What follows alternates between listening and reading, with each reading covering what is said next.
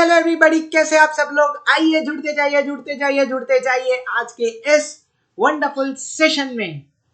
आइए आइए आइए आइए जुड़ते जाइए जुड़ते जाइए। सो हेलो एवरीवन, कैसे आप सभी लोग। मैं हूँ आपका एफएम का होस्ट और आपका एफएम का दोस्त देव शाह, और चार्टर्ड स्टडीज एकेडमी के सफलता सितंबर 25 ऑनवर्ड्स अटेम्प्ट के इस बैच में एफएम के पहले लेक्चर में मैं आप सभी लोगों का हार्दिक स्वागत करता हूँ। सो आपका दोस्त और आपका होस्ट एफएम के लिए आ चुका है ना। तो जुड़ते जाइए। अगले कुछ मिनटों के लिए ना भाई, अपनी टेंशन, सारी जो टेंशन है, किसके साथ क्या झगड़ा हुआ है ना, अगर आप जॉब कर रहे हो तो कौन से क्लाइंट का क्या नहीं हुआ, भाई सब कुछ भूल जाओ भाई, सब कुछ भूल जाओ। क्यों? देखो यारो, जैसा कि मैंने आपको इंट्रो वीडियो में बताया था, अगर आपने इंट्रो वीडियो नहीं देखा है तो लेट मी टेल यू। एक इंट्रो वीडियो आया था जिसमें मैंने आपको क्लियरली बोला था भाई कि मेरा ना टीचिंग स्टाइल ऐसा है कि मैं स्ट्रेसफुल एनवायरनमेंट में नहीं पढ़ा था, है ना। मैं स्ट्रेस होके कभी नहीं पढ़ा था। मेरा टीचिंग स्टाइल है एकदम चिल होके पढ़ाना, लॉजिकली पढ़ाना, कंसेप्चुअली पढ़ाना, है ना। तो भाई सारी टेंशन भूल जाओ, क्योंकि अब मैं आप लोगों के लिए एकदम फन एंड इंटरेक्टिव सेशंस लेकर आया हूँ। बहुत ही अच्छे तरीके से मैं आपका सिलेबस भी कवर करवाऊंगा, एंड ट्रस्ट मी, आपको डर नहीं लगने दूंगा, बल्कि आपको इस सब्जेक्ट से प्यार करवा दूंगा भाई, प्यार करवा दूंगा भाई, है ना। तो टेंशन मत लेना। आपको इस पेपर में एग्जामिशन चाहिए, आ जाओ बॉस, दिला दूंगा। अगर आप रैंक की तैयारी कर रहे हो और एफएम पेपर का जितना भी आपको टेंशन है, वो टेंशन आपको भगाना है, आ जाओ बॉस, मैं भगा दूंगा, है ना। तो अगले कुछ लेक्चर्स के लिए, अगले कुछ दिनों के लिए मैं एफएम पेपर के लिए आपका एडुकेटर, आपका गाइड, आपका सेलरमैन, आपको जो नाम देना दे दो भाई प्यार से, है ना। बट आपका गाइड हूं मैं, आपका साथीदार बनके मैं आप लोगों के साथ एफएम की पूरी जर्नी को कवर करूंगा, है ना। तो भाई आ जाओ। अब सबसे पहली चीज, आज के लेक्चर में हम क्या करेंगे। आज के लेक्चर में हम क्या करेंगे सर, क्या हम आईसीआई मॉड्यूल से आज के लेक्चर में से ही पढ़ाई करना चालू कर देंगे? अरे नहीं यार, देखो आई नो पहला दिन है, आप मुझे उतना अच्छे से नहीं जानते हो, मैं आपको उतना अच्छे से नहीं जानता। ये तो हम जैसे जैसे बॉन्ड बनाते जाएंगे, जैसे जैसे लेक्चर्स कवर करते जाएंगे, वैसे वैसे एक दूसरे को और अच्छे से जानते जाएंगे ना। तो आज ना मैं आपके साथ कोई चैप्टर चालू नहीं करूंगा, but still this session is very very important. Sir वो कैसे? 3 चीजें मैं आपके साथ डिस्कस करूंगा जो काफी इंपॉर्टेंट है। पहली चीज, मैं आपके साथ वो गलतियां डिस्कस करूंगा जो बच्चे एफएम के पेपर में आज भी करते हैं, एंड वो भी गलतियां डिस्कस करूंगा जो एज ए स्टूडेंट मैं किया करता था जब मैं सी इंटर में था। ठीक है, तो गलतियां डिस्कस करेंगे। किसी महापुरुष ने कहा है, I don't know the name, but Shri Shri Shri किसी महापुरुष ने कहा है। अच्छा, जब भी किसी महापुरुष का नाम लेते हैं ना, ऐसे कान पकड़ते हैं। तो श्री श्री श्री किसी महापुरुष ने कहा है कि दूसरों की गलतियों से सीखना चाहिए। You should learn from other peoples mistakes. तो मैं आज आप लोगों को अदर पीपल्स मिस्टेक्स, अरे मैं तो आज आप लोगों को माई मिस्टेक्स भी बताऊंगा। तो CA is a competitive exam. अगर आप दूसरों की गलतियों से सीख गए और आपने वो गलतियां नहीं दोहराई, तो ऑटोमेटिकली आप बाकी स्टूडेंट्स के ऊपर एक कॉम्पिटिटिव एज बिल्ड कर दोगे, और आपका जो भी टारगेट है, एग्जामिशन लाना, रैंक लाना, या भाई 80+ लाना, जो भी टारगेट है भाई आप अचीव कर लोगे, है ना। अच्छा, दूसरी चीज हम क्या डिस्कस करेंगे इस क्लास में, है ना। कुछ रूल्स फॉलो करने पड़ेंगे भाई, स्ट्रिक्ट वाले रूल्स, स्कूल वाले रूल्स, कि भाई क्लास में आ रहे हो तो टाइम पे जुड़ जाने का, क्लास से जा रहे हो तो टाइम से हट जाने का, शिद्दत से क्लास देखने का। अरे भाई वो वाले रूल्स नहीं, मैंने क्या बोला कि चिल होके पढ़ाऊंगा। तो इस क्लास को किस तरह से इंटरएक्टिव बनाया जाए, किस तरह से हम इस पूरे सब्जेक्ट का और इस पूरे सिलेबस का फ्लो सेट करेंगे ना, वो आज मैं डिस्कस करने वाला हूँ।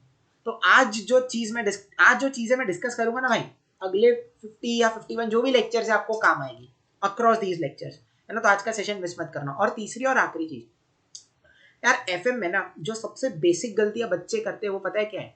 इस सब्जेक्ट के बेसिक्स को इग्नोर करते हैं। सब्जेक्ट की बेसिक गलतियां, सब्जेक्ट के बेसिक कंसेप्ट को इग्नोर करना। तो आज ना हम कोई आईसीआई मॉड्यूल का चैप्टर नहीं उठाएंगे, बट कुछ ऐसे बेसिक कंसेप्ट करेंगे जो आपको across the chapters overall subject में काम आएगी, है ना।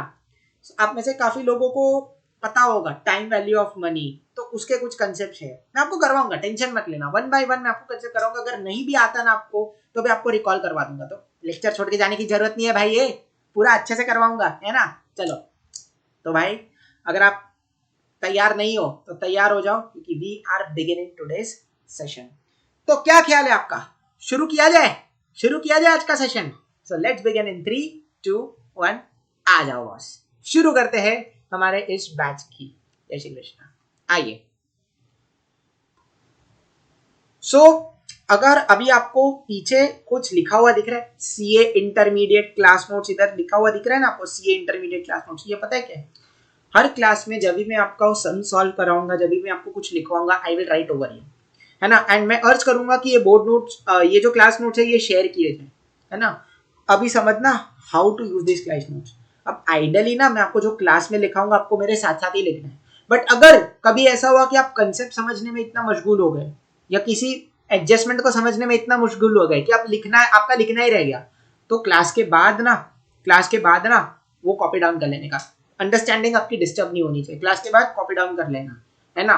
बट हाँ, ऐसा नहीं होना चाहिए कि क्लास सिर्फ आप ऐसे देख रहे हो और बाकी अरे छोड़ना बाद में कॉपी कर लूंगा, ये मेरे को पता है, ये मैं भी करता था। तो ये क्लास नोट्स की गलती मत फिर ना भाई बोलना मत।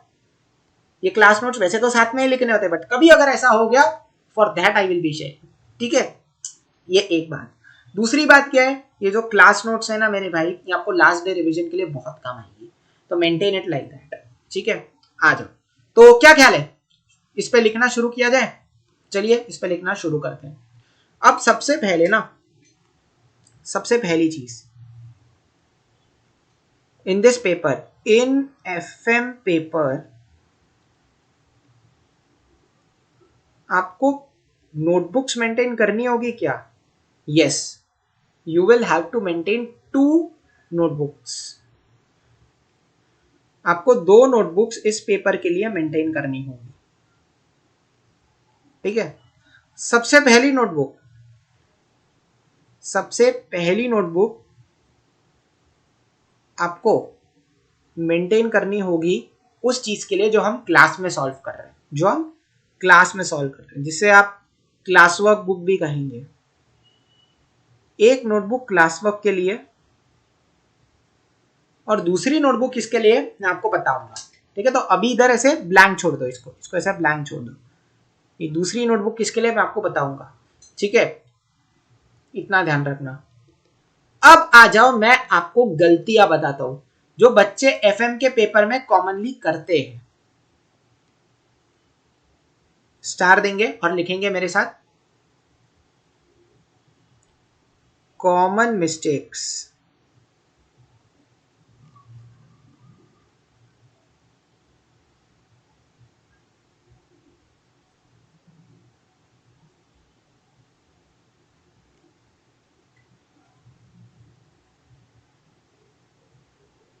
made by aspirants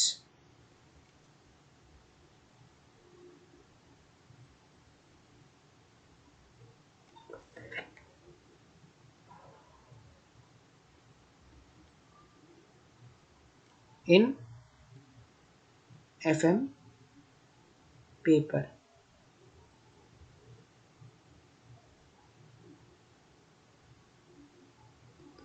common mistakes made by aspirants in FM paper. Underline मार दीजिए इसको, छोड़ो मैं अंडरलाइन नहीं मारता हूं, बट आप अंडरलाइन मार दीजिए, मार ही देता हूं चलो। Common mistakes made by aspirants in FM paper. चलो गलतियां डिस्कस करते हैं। अब सबसे पहली गलती, जैसा कि मैंने आपको अभी बताया, that is not giving importance. मैं आपको समझाऊंगा, पहले लिख लीजिए, not giving importance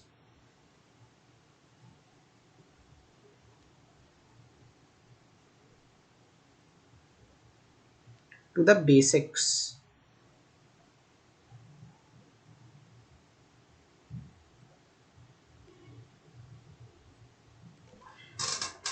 basic concepts को इंपॉर्टेंस एस्पिरेंट्स इस सब्जेक्ट में मैंने देखा है नहीं देते हैं।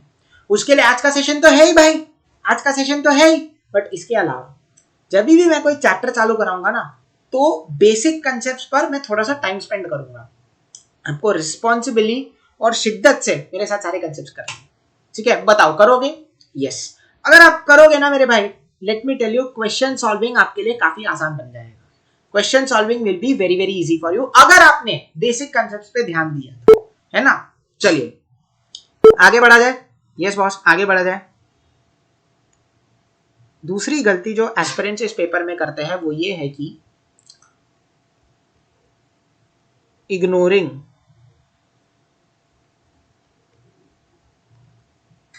इग्नोर तो वो हमें किया करती थी, आज भी करती है। सर आप कहां से कहां पहुंच गए? दर्द है भाई। इग्नोरिंग आईसीआई मॉड्यूल, इधर आईसीआई मॉड्यूल को इग्नोर करने की बात हो रही है।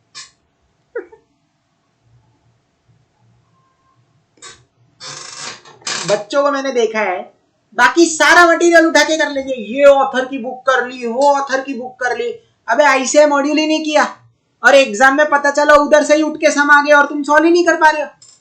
अरे मेरे भाई, कोई भी इंस्टीट्यूट सबसे पहले अपनी मॉड्यूल को ही भाव देगा ना। तुम सबसे पहले अपनी क्रश को भाव दोगे या सामने वाले की क्रश को भाव देगे? मैं तो अपनी क्रश को सबसे पहले भाव दूंगा, तो इंस्टीट्यूट की सबसे पहली क्रश है ना, उसकी मॉड्यूल है, तो इंस्टीट्यूट की इसको भाव देगी। ये लिखो मॉड्यूल इज, लिखोगे ना तो याद रहेगा, वरना याद नहीं रहता। ICAI क्रश, ये ऐसा दिल भी बना दो ऐसा। ये है ना भाई ICAI मॉड्यूल की क्रश है, ICAI इसी के पीछे भागता है। तो अगर आपने मॉड्यूल इग्नोर किया मतलब आप समझ लो भाई कितना बड़ा गेम खेल रहे हो आप अपने साथ। तो ICAI मॉड्यूल को इग्नोर मत करना। अब आपके दिमाग में शायद एक सवाल आ सकता है कि सर मॉड्यूल की बात तो हो गई, RTP, MTP, PYQ ये सब भी तो इंपॉर्टेंट है, आपको करवाऊंगा, मैं ना नहीं बोल रहा हूँ, मैं करवाऊंगा आपको। बट कोई भी चैप्टर एंड होगा ना, सबसे पहले मॉड्यूल, ठीक है? सबसे पहले मॉड्यूल। रुक जाओ एक बार, मेरे को मस्त पानी पी लेने दो, फिर हम आगे बढ़ते हैं। पानी पीते रहने का भाई, ऑक्सीजन ज्यादा बॉडी में। आ जाओ अब पॉइंट नंबर C, तीसरी गलतियां जो एस्पिरेंट इस पर्टिकुलर पेपर में करते हैं वो पता है क्या है? Not revising correctly.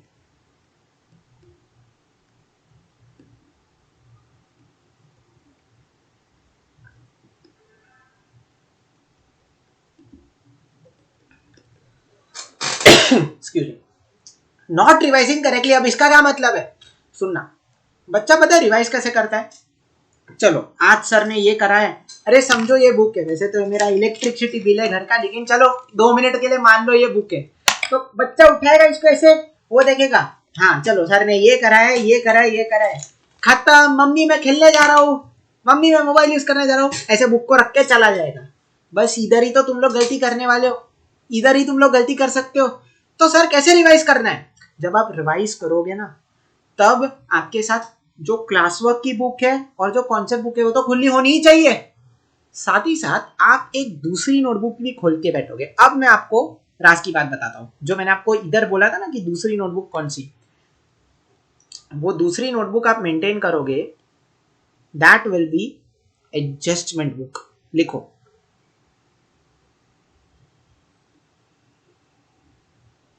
Adjustment book. अब ये एडजस्टमेंट बुक क्या होता है समझने का ट्राई करना।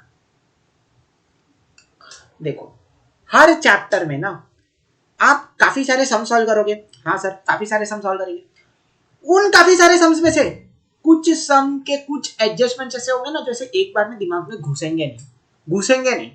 तो पता है ये गलती मैं भी करता था, मैंने कभी ना जीवन में एडजस्टमेंट बुक नहीं बनाई थी जब मैं इंटर में था, बट ना एंड में मैंने बनाया और उसी अटेम्प्ट में मैं पास भी हो गया। खैर वो अलग कहानी है, उसके बारे में बाद में बात करेंगे। बट सुनना बात, एडजस्टमेंट बुक मतलब क्या होता है, ठीक है? समझो ये बुक के 2 पेजेस है, आप एक पेज में ना हर सम के जो भी आपको ट्रिकी एडजस्टमेंट्स लग रहे हैं वो एडजस्टमेंट्स इस पेज पे लिखोगे, और दूसरे साइड में ना उनका क्या क्या ट्रीटमेंट होता है आप वो लिखोगे। ट्रस्ट मी, ये दिखती एकदम छोटी चीज है भाई, ये दिखती एकदम छोटी चीज है, बट जब आप रोज रिवाइज करने बैठोगे ना, तब ये adjustment book banana. And trust me, अगर आपने ये एडजस्टमेंट बुक बना लिया, आपको एग्जाम के 1.5 दिन पहले ऑलरेडी पता होगा कि आप किधर किधर गलती आप कर सकते हो। तो आप उस एडजस्टमेंट बुक को अगर आप देख लोगे एग्जाम के 1.5 दिन पहले, you will already know where you will make mistake, और आप उसके लिए पहले से रेडी हो गए। समझ में आया? It is like preparing yourself before making a mistake, that the mistake should not happen. तो ये थोड़ा सा यूनिक था, है ना, ये मैं भी एज अ स्टूडेंट किया करता था, and I would urge you also कि आप एज अ स्टूडेंट ये चीज करो। तो यहां पर मैं बोलता हूं करेक्ट रिविजन कैसे होता है, लिखेंगे यहां पर करेक्ट रिविजन कैसे होता है। It is a combination of class work book plus concept book,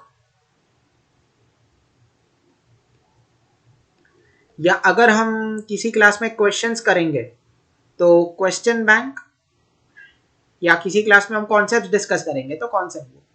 तो class work book plus concept book का क्या, question bank plus adjustment book. समझ में आया? इस चीज का ध्यान रखने का। और चौथी और आखिरी चीज, चौथी और आखिरी मिस्टेक जो एस्पिरेंट्स करते हैं, वो पता है क्या है? वो पता है क्या है? चौथी और आखिरी मिस्टेक जो एस्पिरेंट्स, पता है वो क्या है? आप गेस करो, चलो ये आप गेस करोगे। मैं आपको एक हिंट देता हूं।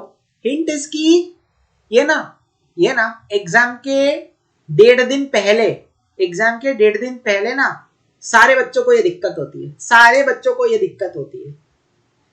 गेस कर रहा कोई? गेस कर रहा है कोई? चलो मैं बताता हूं। सर इतने कम समय में इतना सिलेबस कैसे कवर किया जाए? हमने नोट्स तो कंसाइज कर लिए, हमने बेसिक्स पे भी ध्यान दिया, हम बार बार रिवाइज भी कर रहे थे, लेकिन तो भी कंसाइज कैसे किया जाए? तो ना उसके लिए कुछ इंपॉर्टेंट क्वेश्चंस है, या मैं बोलता हूं रिवीजन क्वेश्चंस मैं आपको बोलूंगा।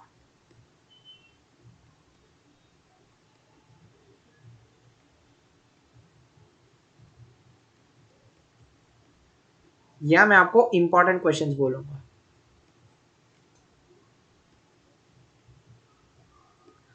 सर मतलब वो स्कूल में जैसा इंपॉर्टेंट क्वेश्चंस था वो स्कूल में था, मतलब अरे सर वो स्कूल में हम इंपॉर्टेंट क्वेश्चंस कुछ करके जाते थे, पेपर उसी में से आता था, तो इधर भी ऐसा है क्या? अरे नहीं, ये इंपॉर्टेंट क्वेश्चंस का मतलब वो है ही नहीं जो आप सोच रहे हो ना।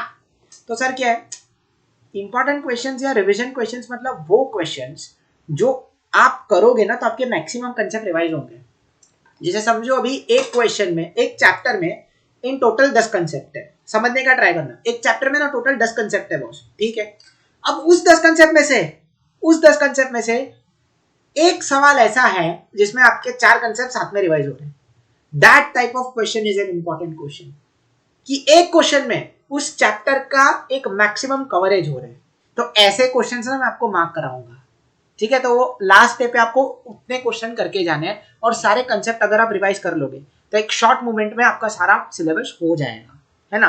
अब कुछ चैप्टर में थोड़े ज्यादा ऐसे क्वेश्चन रहेंगे, कुछ चैप्टर में कम रहेंगे, ठीक है भाई। अगर ये 4 टिप्स अगर आप सही से फॉलो करते हो ना, और क्लासेस को शिद्दत से देख रहे हो ना भाई, मैं आपको गारंटी देता हूं कि भाई आप अपना टारगेट अचीव कर ही लोगे, ठीक है। आप अपना टारगेट अचीव कर ही लोगे। अब सर कुछ ना और रिवीजन पे क्लैरिटी दे दो कि कैसे रिवाइज करना है, whether we have to revise daily, whether we have to revise in 2 days। तो देखो यार, फॉर रिवीजन ना यहां पर लिखता हूं जो आपका रिवीजन स्ट्रैटेजी होना चाहिए। अब कैसे करना है रिवीजन उसके बारे में तो बात कर ली, बट कब कब रिवीजन करना है? You have to do your revisions daily and weekly।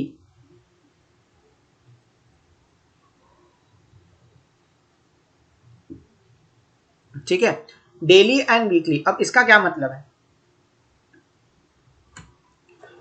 मैं समझो आज मैंने क्लास ली, ठीक है, तो आज अगर आप क्लास देखते हो तो आज का पहला रिवीजन आज ही हो जाना चाहिए। और ऐसा रखो कि समझो हर हफ्ते में एक दिन निकालो जब आप क्लास नहीं देखोगे। हफ्ते के 6 दिन क्लास देख रहे हो, एक दिन मत देखो। समझो संडे, संडे एक दिन ना क्लास मत देखो। तो उस एक दिन में क्या करोगे, उस पूरे हफ्ते में आपने जितने भी कंसेप्ट्स पढ़े हैं ना उसको एक बार साथ में रिवाइज करो। तो अगर आज मैं कोई चीज पढ़ाता हूं तो उसका पहला रिवीजन आज होना चाहिए एंड दूसरा रिवीजन अपकमिंग संडे में होना चाहिए। और उसके बाद भी आप कॉन्फिडेंट नहीं हो, समझना, उसके बाद भी आप कॉन्फिडेंट नहीं हो, मोस्टली तो मेरे हिसाब से यहां तक कॉन्फिडेंस आ जाएगा, बट अगर उसके बाद भी आप कॉन्फिडेंट नहीं हो ना तो एक एक्स्ट्रा स्टेप मैं आपको दे रहा हूं, आप मंथली भी करो एक बार। बट हाँ, मंथली मंथली वो सारे कंसेप्ट रिवाइज करना जो आपने पूरे महीने में किए हैं। जैसे समझो एक महीने में मैंने आपके समझो 6-7 चैप्टर कराए, तो वो 6-7 चैप्टर एक महीने में रिवाइज करना है वैसा। ठीक है, तो याद रखना ये थोड़ा ऑप्शनल भी है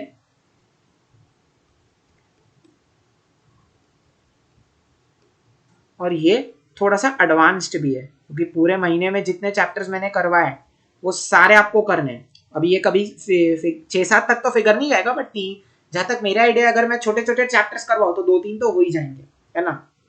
तो इस चीज का आपको ध्यान रखना है, क्लियर है। और ये ना अगर आप रैंक की तैयारी कर रहे हो, मैं आपको ऑनेस्टली बता रहा हूँ, अगर आप रैंक की तैयारी कर रहे हो ना बॉस, तो ये चीज आपको रेकमेंडेड है, ये आपको करना पड़ेगा। बाकी अगर आप एग्जामिशन का टारगेट कर रहे हो या आप 80+ टारगेट कर रहे हो इस पर्टिकुलर सब्जेक्ट में, तो अगर आप ये एक बार के लिए नहीं करोगे तो भी चलेगा, क्योंकि आपको फर्स्ट रिवीजन सेकंड रिवीजन बाद में करना ही है मेरे साथ, है ना। ठीक है, तो ये मैंने कब रिवीजन करना है उसके ऊपर थोड़ी सी क्लैरिटी दे दी। अब एक और चीज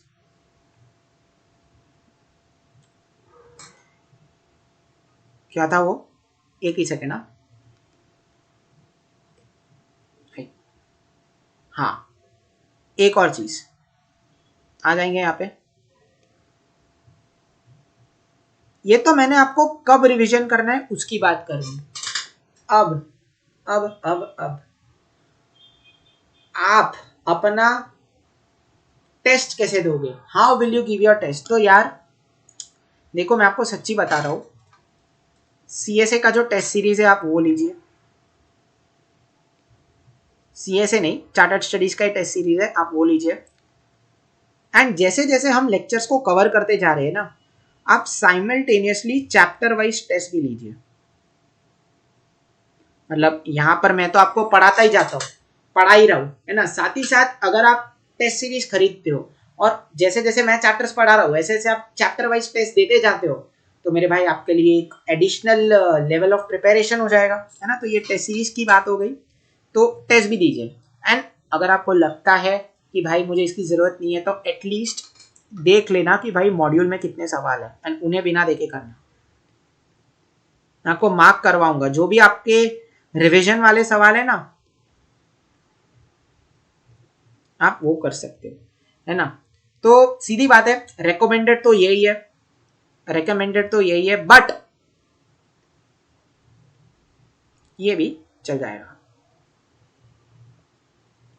समझ में आई बात? यस, चलिए आगे बढ़ा जाए। यस, अब दूसरी चीज, कुछ क्लास के रूल्स डिस्कस किया जाए। अरे हाँ सर, क्लास के रूल्स को डिस्कस कर लो। चलो भाई, क्लास के रूल्स को डिस्कस करते हैं। फिर लिखो क्लास रूल्स, क्लास रूल्स। ठीक है, आ जाओ। अभी क्लास रूल्स को कैसे करें। क्लास रूल्स जो है, सबसे पहला रूल, ध्यान से, ये अगले 50 दिन में आपको कैसे फ्लो कवर करना ना उसके बारे में मैं आपको बात करूंगा। ठीक है, इस पर्टिकुलर चीज में the very first rule which is coming up, the very first rule जो आ रहा है वो पता है क्या है, वो है आपका, एक मिनट, यस, वो है आपका राइटिंग। लिखो ये चीज, प्लस अंडरस्टैंडिंग।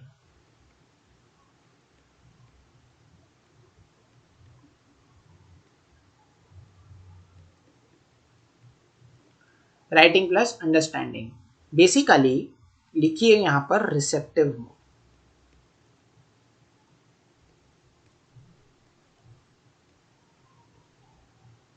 सर अब इसका क्या मतलब हुआ? सुनना, हम ना सीए स्टूडेंट्स है, हमको ना हर चीज में प्रोफेशनल स्केप्टिसिज्म लगाने में बहुत मजा आता है। अब ये प्रोफेशनल स्केप्टिसिज्म का क्या मतलब है? अरे मतलब हमको ना हर चीज में सवाल पूछने की बहुत आदत है। मैंने इधर डेट लिखा, एक बच्चा उठ के पूछेगा सर आपने इधर डेट क्यों लिखा? हम इस लेवल पे सवाल पूछते हैं, हमको ना सवाल बहुत पूछने की आदत है। मैं ये नहीं बोल रहा हूँ कि सवाल पूछना एक गलत बात है, बट जब मैं कोई कंसेप्ट पढ़ा रहा हूँ ना, तब आप जितना ज्यादा हो सके ना उस कंसेप्ट को अब्सॉर्ब कीजिए, और इन बिटवीन अगर आपको कोई डाउट आता है ना, उस डाउट को किधर लिख लो, and then focus on further understanding the concept. क्योंकि देखो ऑनेस्टली बता रहा हूँ, होता क्या है, ये गलती मेरे से, ये गलती भी मैं क्या करता था। होता क्या है कि फैकल्टी कोई कंसेप्ट समझा रहा है और ऑल ऑफ अ सडन मेरे को बीच में डाउट आ गया। अब मैं उस डाउट के बारे में सोच रहा हूँ और फैकल्टी ने पूरा कंसेप्ट समझा दिया, और पता चला फैकल्टी ने उस कंसेप्ट का जो आगे का पार्ट समझाया उसमें मेरे डाउट का आंसर था, बट मैंने उधर ध्यान नहीं दिया क्योंकि मैं डाउट के बारे में सोच रहा था। तो काफी बार ना ऐसा भी होगा कि मैं इनिशियली शायद आपके दिमाग में कोई डाउट है, बट जब तक मैं खत्म करूँ आपका डाउट सॉल्व हो जाए। तो जब तक मैं कंसेप्ट समझा रहा हूँ ना भाई, keep your receptive mode on. Receptive मतलब अब्सॉर्ब, खींचो, ऐसे दिमाग में चीजों को खींचने का, लिखते जाने का, खींचते रहने का, समझते जाने का, लिखते जाने का, समझते रहने का, लिखते जाने का। समझ में आई बात? बहुत बढ़िया, पहला चीज। दूसरा चीज, अब मजा आएगा।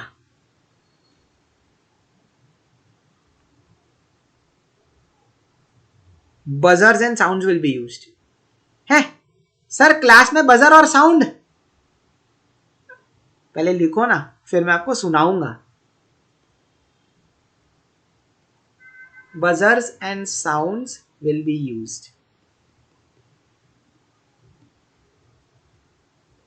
तो स्टे अटेंटिव, पहले लिख दो।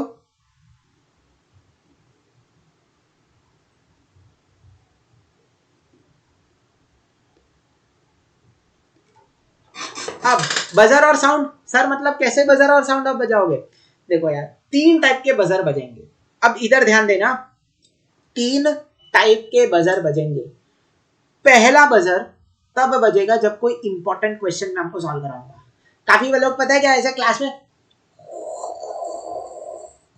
बहुत बोरिंग ऐसे सोते हैं, तो उनको ऐसे इंपॉर्टेंट क्वेश्चन आएगा, उनको जगाना पड़ेगा ना भाई, तो उसके लिए ना ये बजर बजेगा। ध्यान रखना उसके लिए, इस तरह ये वाला एक बजर बजेगा आपको। एक minute, let me play it. Yes, this buzzer will be. एक बार फिर से बजाओ क्या? एक बार फिर से बजाओ क्या? ऐसे उठो उठो भाई उठो, इंपॉर्टेंट क्वेश्चन आ रहे हैं। ठीक है, तो जब भी इंपॉर्टेंट क्वेश्चन आएगा ना, अच्छा ये वही क्वेश्चन है जो कॉम्प्रिहेंसिव वाला मैंने बोला ना, लास्ट डे रिवीजन के लिए कुछ ऐसे सवाल होंगे जो आपके सारे कॉन्सेप्ट को कॉम्प्रिहेंसिवली कवर करेंगे। ऐसे वाले क्वेश्चन जब आएंगे ना, तो आपको जगा दूंगा कि भाई जागो, क्वेश्चन आ रहा है सवाल। ये एक बजर। दूसरा बजर, अगर आप कंसेप्ट को समझते हो और आप सही जवाब देते हो, देखो कंसेप्ट समझा बिना मैं डायरेक्टली तो सवाल पूछूंगा नहीं, पहले कंसेप्ट समझाऊंगा फिर ही सवाल पूछूंगा। बट मैंने कंसेप्ट समझाया, आपने सही जवाब दिया, आपने सही जवाब दिया, तो ना आपके लिए तालियां बजेगी। अरे बस ऐसे तालियां बजा, तालियां बजेगी, तालियां तालियां वाला साउंड इफेक्ट आएगा। समझ में आया क्या? तो सर ये तो पार्शलिटी हो गई।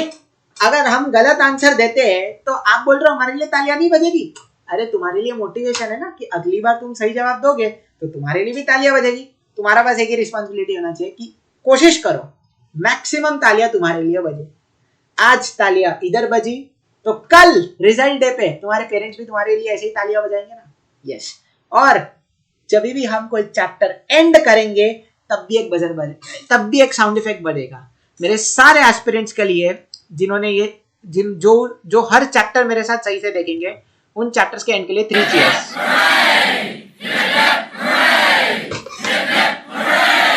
है ना? तो जब भी हम चैप्टर खत्म करेंगे आप लोगों के लिए हिप हिप पूरे 3 बार बजाऊंगा। ठीक है, चलो फिर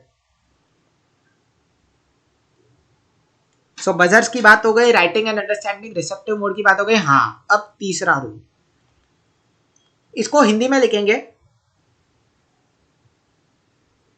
रोज पकाओ रोज खाओ।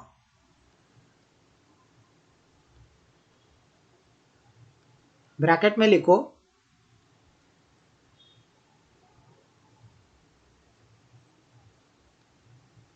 expand your knowledge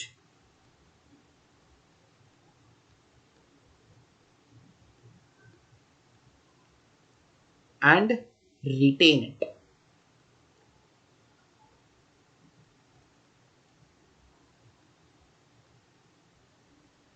Expand your knowledge and retain it.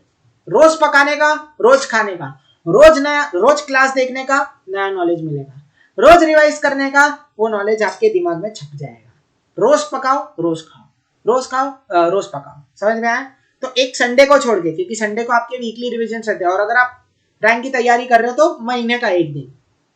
इसके अलावा भाई रोज आने का, क्लास देखने का। कभी बहुत मन करेगा कि यार सुबह नींद आ रही है ना, ठंडी में बहुत ज्यादा है, सुबह नींद आ रही है, ठंडी है, आज मन नहीं है, चलो यार आज क्लास नहीं देखते, सो जाए, चद्दर लेट ओढ़ के मस्त पैकी सो जाएंगे, टेंशन नहीं। भाई ऐसा मत करना। कभी कभी देखो, कभी कभी ऐसा हुआ ना कि सुबह उठ के क्लास देखने का मन किया, दोपहर को, I don't know what time, at what time you will watch your class, but I am assuming कि आप सुबह उठ के क्लास देखते हो, है ना? तो बहुत मन करेगा कि यार आज मन नहीं है, क्लास नहीं देखना है, नींद आ रही है। भाई एक चीज मैं आपको बता रहा हूँ, बात थोड़ी सी मोटिवेशन की यहाँ पे है, बट ट्रस्ट मी, जितनों ने भी कंसिस्टेंसी और परसिस्टेंसी रखी है भाई, वो लोग ही इस पर्टिकुलर कोर्स में स्टैग्नेंट रहे हैं with respect to clearing their exams, है ना? तो आपके see success is a series of small efforts. आप रोज थोड़ा थोड़ा थोड़ा थोड़ा एफर्ट लगाओगे ना भाई, तो एक दिन वो बड़ी सक्सेस आपके हाथ में आएगी। आपके लिए इस वक्त बड़ी सक्सेस क्या है? सी इंटर की एग्जाम्स को क्लियर करना, दोनों ग्रुप्स को क्लियर करना है, या फिर एक ग्रुप हो गया तो दूसरे ग्रुप को क्लियर करना। इस ये एज ऑफ नाउ आपके लिए सक्सेस की डेफिनेशन है, राइट? तो it is a series of small efforts, रोज क्लास देखने का, रोज रिवाइज करने का। तो बात यहाँ पे मोटिवेशन की, एंड ये अंदर से आना चाहिए भाई, फोर्सफुली मत करना, अंदर से लाओ इस चीज को, है ना? चलो, तो ये मस्त पैकी क्लास रूल्स हो गए। आ जाए अब सर कुछ बेसिक कंसेप्ट हो जाए क्या? यस। तो चलो भाई, ये आपका कैलकुलेटर है ना, इसको ऐसे निकालो, इसको ऐसे निकालो और अपने पास रखो। सर कैसे सवाल है? यस। तो अब ध्यान से देखना, मेरे पास ना आप लोगों के लिए कुछ सवाल है। कितने सवाल है? ये एक, ये दो, ये तीन, तीन सवाल है। बट और ये तीन सवाल ना आपके एफएम के बेसिक कंसेप्ट्स पर है। तो हम ये कंसेप्ट आज सीखेंगे और उसके बाद मैं आपको सवाल करवाऊंगा, ठीक है? तो आज कोई ज्यादा चीज करनी नहीं है, बस ये तीन सवाल सॉल्व करना है ना? एंड इनको घर पे रिवाइज करना है। ये पीडीएफ में शेयर करवा दूंगा, बट घर पे रिवाइज करना, ठीक है? चलो, सबसे पहले एक छोटू सा डिस्क्रिप्शन है, पढ़ते इसको। ये क्या डिस्क्रिप्शन लिखा है मैंने आपके लिए? चलो ब्लू ही लेते हैं। Yes, this chapter is not there in ICI module. मैंने आपको पहले ही बोला था कि भाई जो आज मैं आपको बेसिक कंसेप्ट कराऊंगा वो आईसीआई मॉड्यूल में आपको किधर भी नहीं दिखेगा।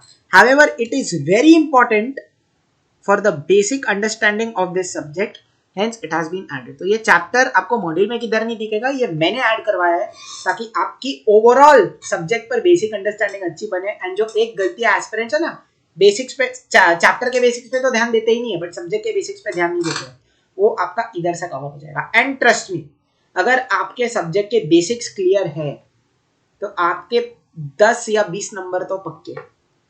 ये पहले 10-20 नंबर आप ये बेसिक से निकाल सकते हो, आराम से निकाल लो, ठीक है? पहले 10 से 20 नंबर आपको मिल ही जाएंगे। अब वो कैसे, जब आप इस बैच को एंड करूंगा ना, जब लास्ट लेक्चर होगा ना, तब आपको समझ में आएगा कि ये बेसिक्स कितने इंपॉर्टेंट थे, ठीक है? अभी के लिए आप मान लो कि 10 से 20 नंबर के कंसेप्ट है ये सारे। आ जाओ,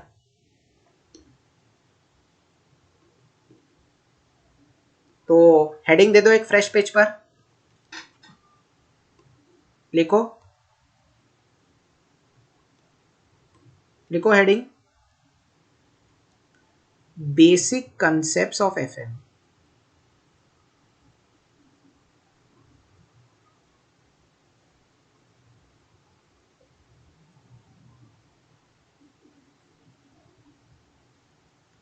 ऑफ FM लिखेंगे इस चीज को, आ जाओ।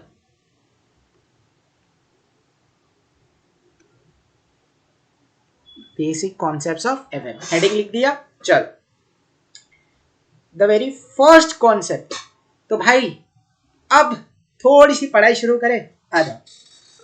जो सबसे पहला कॉन्सेप्ट मुझे आपको करवाना है ना, जो सबसे पहला कॉन्सेप्ट मुझे आपको करवाना है ना, that is the concept of growth rate. Number 1 growth rate.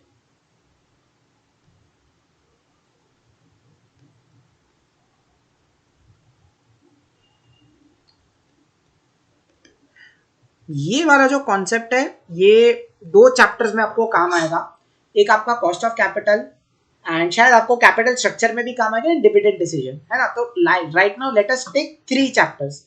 देख रहे हो 3 चैप्टर्स के अक्रॉस ये ग्रोथ रेट वाला कॉन्सेप्ट आपको काम आएगा। तो अब आप समझ लो ये कितना इंपॉर्टेंट कॉन्सेप्ट है। अब ये ग्रोथ रेट होता क्या है, ध्यान से सुनना।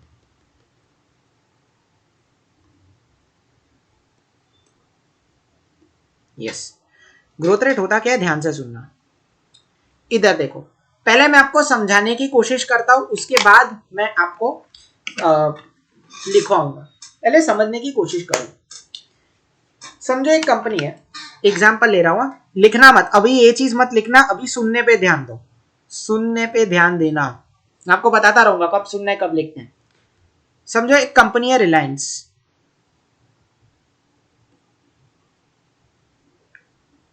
ठीक है। अब रिलायंस ने पता है क्या किया, रिलायंस ने अपने शेयर्स पे डिविडेंड डिक्लेयर किया। रिलायंस ने अपने शेयर्स पे क्या डिक्लेयर किया, डिविडेंड डिक्लेयर किया।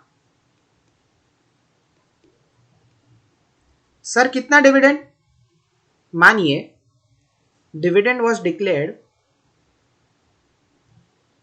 एट द रेट ₹10 पर शेयर,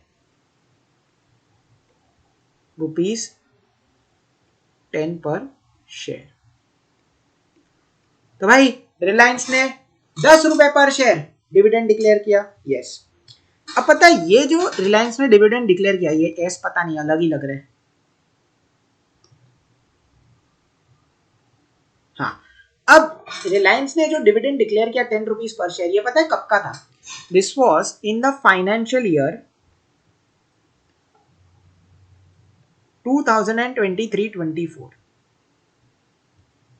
2023-24 का डिविडेंड इस साल में डिक्लेयर हुआ है ₹10 पर शेयर, ठीक है। अब फ्यूचर एस्टिमेट, अच्छा याद रखना दिस इज एक्चुअल, ये जो डिविडेंड डिक्लेयर ऑलरेडी हो चुका है दिस इज एक्चुअल,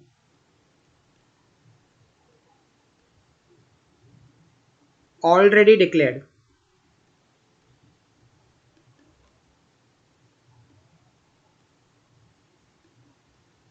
ठीक है, ऑलरेडी डिक्लेयर्ड। अब इधर आ जाओ,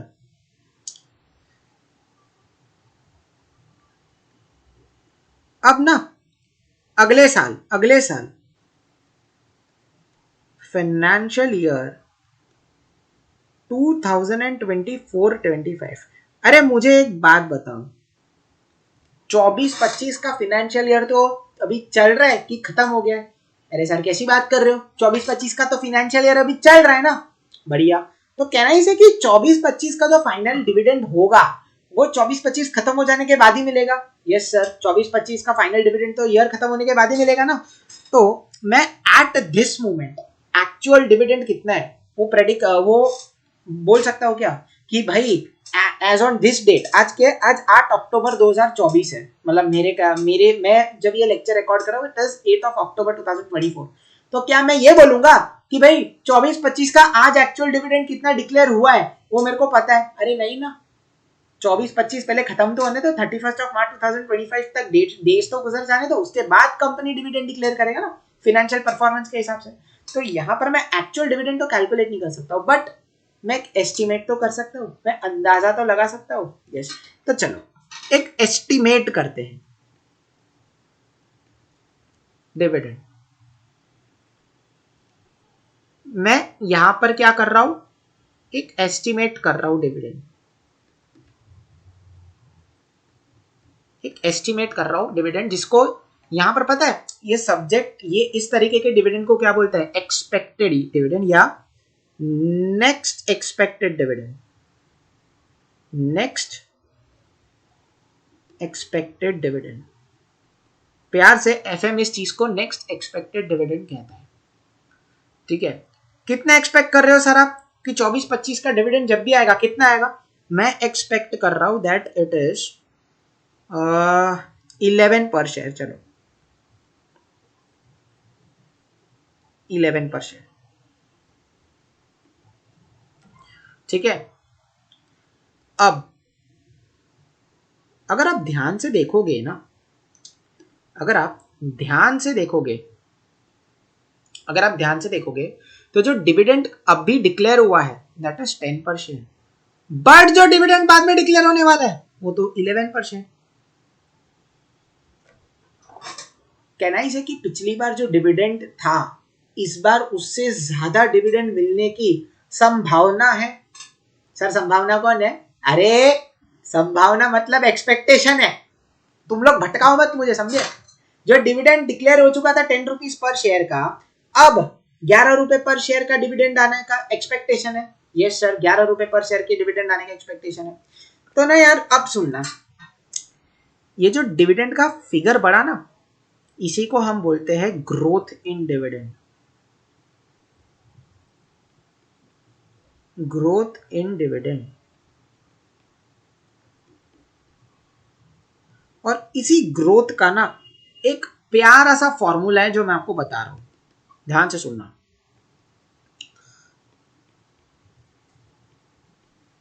फॉर्मूला क्या है इस ग्रोथ का? The formula of this growth is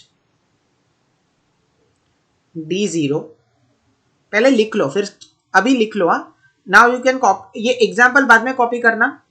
ठीक है, अगर आप, मैंने आपको बोला था राइट कि एग्जाम्पल अभी देख लो, तो ये एग्जाम्पल के लिए स्पेस छोड़ दो अभी। ठीक है, क्लास के बाद जब नोट शेयर करूंगा ना भाई ये वाले, तब एग्जाम्पल कॉपी डाउन कर लेना। अब कुछ उतने लाइंस का गैप छोड़ दो एंड फॉर्मूला मेरे साथ लिखो भाई। डिविडेंड ग्रोथ का फॉर्मूला है D1 1 plus G raise to N, sorry D0 1 plus G raise to N is equals to D1। यहां पे D1 पता है क्या है? लिखेंगे यहां पर D1 is next expected dividend.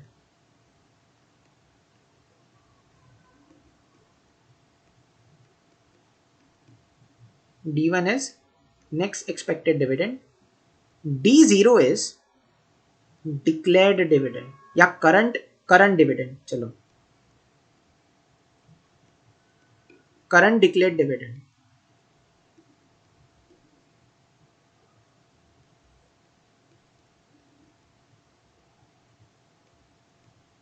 ठीक है, अब इस फॉर्मूला में आप देखोगे ना दो और एलिमेंट्स हैं।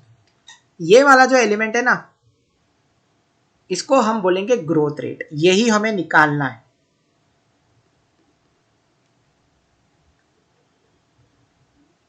और ये जो n है ना, इसको हम बोलेंगे टाइम गैप।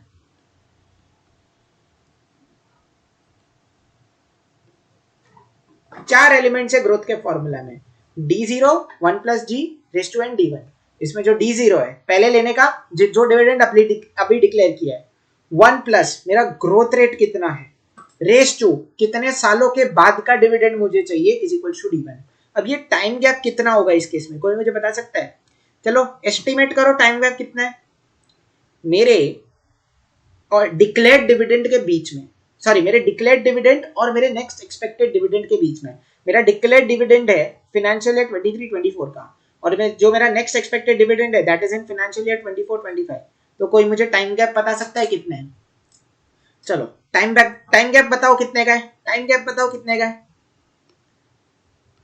जितनों ने भी एक साल बोला है, जितनों ने भी एक साल बोला है ना, एक साल, आपके लिए ये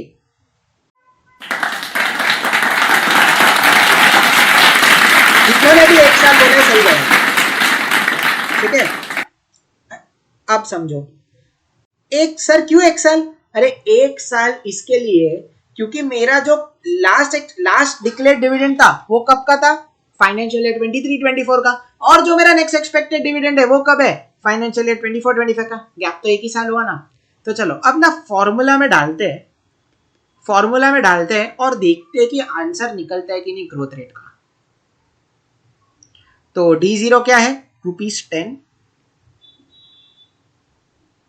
1 प्लस जी मेरे को नहीं पता, टाइम गैप कितने साल का है, 1 साल का। नेक्स्ट एक्सपेक्टेड डिविडेंड कितना है, 11 का, 11 रुपीज है ना। तो 1 plus G⁻1 is equals to ₹11 divided by ₹10 बराबर। अगर आप इसको सॉल्व करेंगे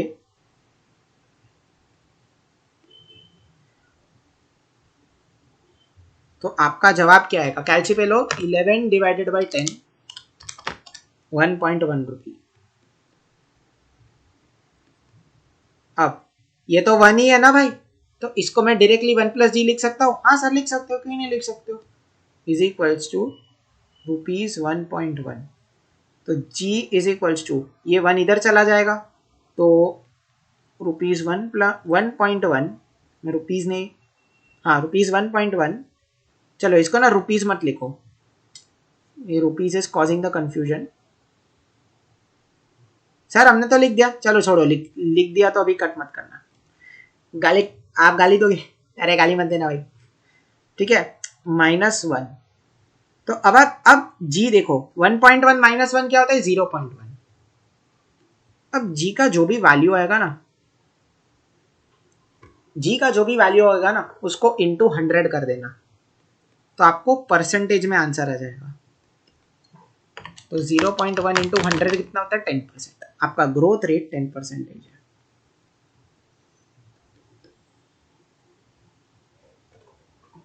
सर प्रूव करके दिखाओ कि ग्रोथ रेट 10% ही है, तो चलो ग्रो करके दिखाता हूं।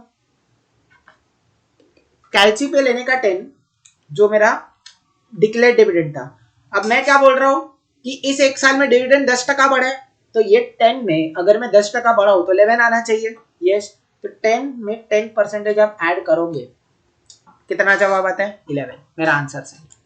तो एक बार शांति से देख लो, ठीक है, एक बार शांति से देख लो, ठीक है बॉस, बढ़िया, चलो बहुत बढ़िया, ठीक है। तो ये तो हमने कब किया, जब ग्रोथ का जो गैप है वो 1 साल है, ठीक है। अब तुमको पता है क्या, एक केस ऐसा हो सकता है जब ग्रोथ का गैप 1 साल से ज्यादा हो, मतलब समझो मैं बोलता हूं कि जो मेरा करंट डिविडेंड है, मेरा जो क्या है भाई, करंट डिविडेंड है जो डिक्लेयर्ड वाला है, ठीक है, वो समझो 10 रुपए है। एंड जो मेरा नेक्स्ट डिविडेंड है, या चलो इसको थोड़ा मॉडिफाई करते हैं, मैं बोलता हूं मेरा जो प्रीवियस डिविडेंड है,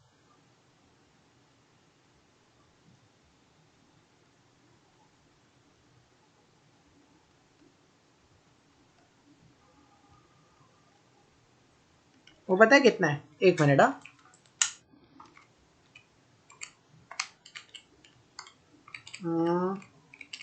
यस, समझो इट इज 7.29, और ये जो 7.29 है ना, ये प्रीवियस डिविडेंड पता है कब का है, ये 3 इयर्स अगो वाला प्रीवियस डिविडेंड है। मतलब आज से 3 साल पहले 7.29 रुपीज का डिविडेंड डिक्लेयर हुआ था, और जो आज अभी अभी डिविडेंड डिक्लेयर हुआ ना, वो 10 रुपीज है, ठीक है। तो अब ऐसे केस में ग्रोथ रेट कैसे फाइंड किया जाए,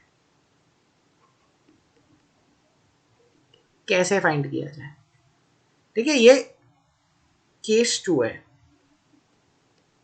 ये वाला केस 2 है, इसलिए इसको अलग कलर से लिख रहा हूं। और ये जो मैंने अभी करवाया ना, ये बेसिक एकदम ही, ये मेरा केस 1 है, ये मेरा क्या है, केस 1 है, ठीक है। तो केस 1 लिख लिया, केस 2 अभी यहां पर चल रहा है।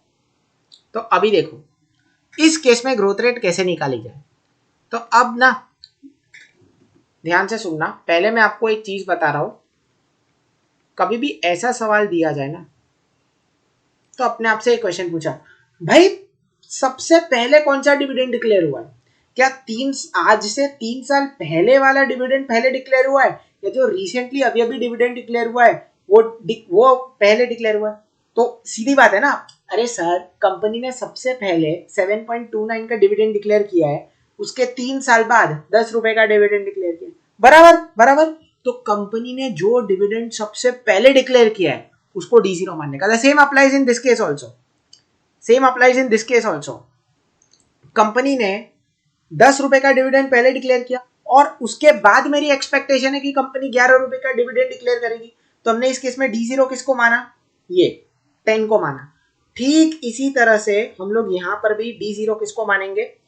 7.29, क्योंकि ये कंपनी ने सबसे पहले डिक्लेयर मारा है, ठीक है। और उसके बाद हम लोग अगला डिविडेंड को D1 या जितना भी है वो मानेंगे। डी यहाँ पर 10 रुपीज है। अब मेरी बात ध्यान से समझना, मेरा जो n का वैल्यू है, पहले मैं फॉर्मूला लिख देता हूं फिर मैं आपको बताता हूं। Let me right the formula first. मेरा ओजी ओरिजिनल फॉर्मूला क्या था ग्रोथ का, जो हमने पिछले केस में लिया था, D0 1 प्लस जी, ठीक है, इज इक्वल्स टू डी। या अभी यहाँ पे 1 मत लिखना, अभी यहाँ पे n मत लिखना, रुक जाओ, अभी यहाँ पे 1 और n मत लिखना, चलो 1 या n लिख दो, लिख दो, मैं आपको बताता हूं, है ना। अब मैंने तुमको क्या बोला था, मैंने तुमको क्या बोला था कि मेरा n का मतलब क्या है? n मतलब मेरा एक पॉइंट पर डिविडेंड जो है और दूसरे पॉइंट पर जो डिविडेंड है, उन दोनों पॉइंट्स के बीच में गैप कितना है। पिछले केस में तो फाइनेंशियल ईयर 23-24 से 24-25 हमने एक ही साल का गैप लिया था, बट यहाँ पर आप गैप देखो, हम 3 साल के डिविडेंड्स को कंपेयर कर रहे हैं ना, तो यहाँ पे मेरा n 1 आएगा कि 3 आएगा? सर यहाँ पे आपका n आंसर आएगा 3, और मैं आज के डिविडेंड को आज से 3 साल के बाद के डिविडेंड के साथ कंपेयर कर रहा हूँ ना, तो ये मेरा D1 आएगा। अरे नहीं, काटो, इसको लिख के काटो, ये मेरा D3 बन जाएगा। मॉडिफिकेशन समझ में आया? अरे मैं बोलता हूँ कि भाई आज 7.29 का डिविडेंड डिक्लेयर हुआ, आज तुम्हारा शादी का प्लानिंग हुआ है और 3 साल के बाद शादी होने वाला है, तो सबसे पहले क्या होता है? शादी होता है कि शादी का प्लानिंग होता है? अरे सबसे पहले तो शादी का प्लानिंग होता है, तो 7.29 इस शादी के प्लानिंग वाला नंबर, और 3 साल के बाद शादी होएगा तो 10 इस शादी का नंबर, ऐसे याद रखने का। ठीक है, तो अभी देखो, मैं इस केस में ना 10 रुपीज को D3 मानूंगा और D0 इन दोनों में से जो सबसे पहले डिक्लेयर हुआ है। D3 क्यों आया समझ में आया ना? क्योंकि मैं आज से 3 साल के बाद के डिविडेंड को आज के साथ कंपेयर कर रहा हूँ। मतलब 7.29 पर एक ग्रोथ रेट 3 साल तक अप्लाई होगा ना, तब जाके 10 आएगा। वो ग्रोथ रेट क्या है वही हमें ढूंढ के निकालना है। आ जाओ, तो अभी देखो, D0 मैंने क्या बोला है? 7.29, ठीक है, 1 plus G raise to 3 is equals to 10। तो 1 plus G raise to 3 is equals to 10 divided by 7.29। Yes sir, 1 plus G is equals to मेरा cube root of 10 divided by 7.29। समझ में आया? तो 1 plus G is equals to cube root of, करो कैलसी पे कितना होता है? अरे कैलसी पे करो कितना होता है? 10 डिवाइडेड बाई 7.29। देखो 1.3717, मैं इसको 1.3717 ऐसा लिख देता हूं, है ना। अब ध्यान से सुनना, किसी भी नंबर का nth रूट कैसे निकलता है आपको मालूम है क्या? अरे आपको मालूम है क्या किसी भी नंबर का nth रूट कैसे निकलता? मैं आपको बताता हूं। देखो स्क्वायर रूट तक तो निकल सकता है, बट इसमें cube root, fourth root, fifth root ऐसा कोई बटन नहीं है। तो इसके लिए ना एक ट्रिक है, मैं आपको बताता हूं, लिखो मेरे साथ।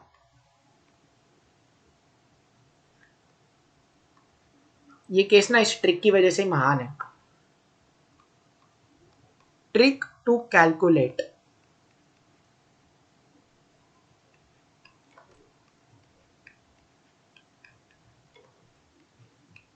nth root of a number.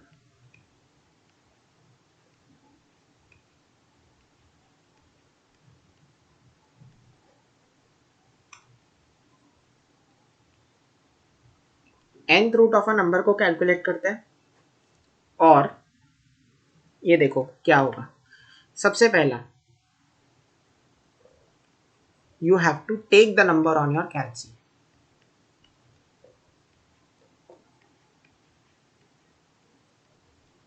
Take number on calci, calculator पे नंबर ले लीजिएगा, ठीक है। दूसरा स्टेप, अंडर रूट बटन दबाइए 13 बार। अंडर रूट बटन दबाइए 13 बार, 13 टाइम्स। ओके सर, उसके बाद क्या करना है? तीसरा स्टेप -1, एक माइनस कीजिए। फोर्थ स्टेप, आप डिवाइड कीजिए बाय n। अपने केस में हमारा n का वैल्यू क्या है? हमारा n का वैल्यू ये देखो 3 है ना, हम लोग कब से 3 मान रहे हैं n का वैल्यू। यस, तो हम लोग 3 मानेंगे, तो n की वैल्यू हो जाएगी 3। अपने केस में it will be divided by 3। लिखो divided by 3 in our case. Step number 5, add 1, and step number 6, press into equal to 13 times।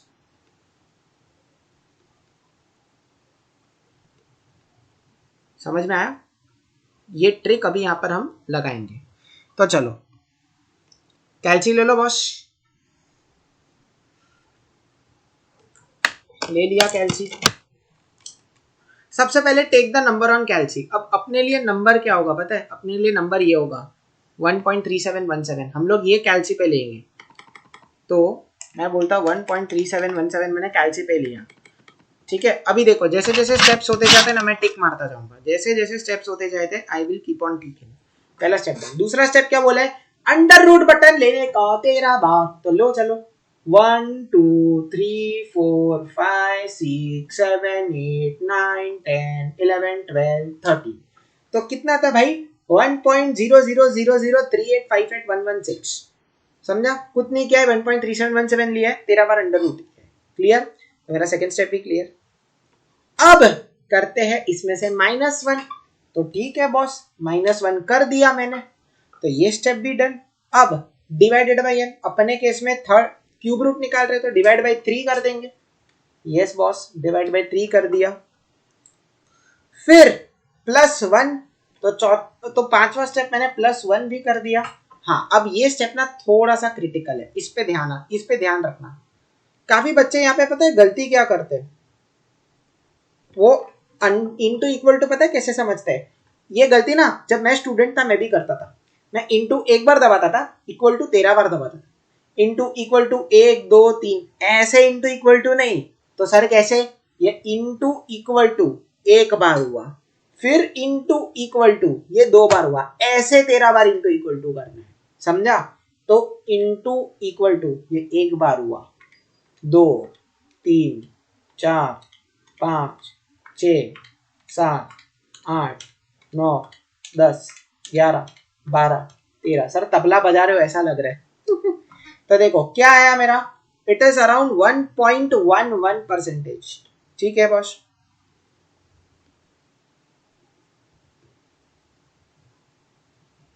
ठीक है, तो 1 plus G is equals to 1.11% है। देख लेते हैं, एक मिनट।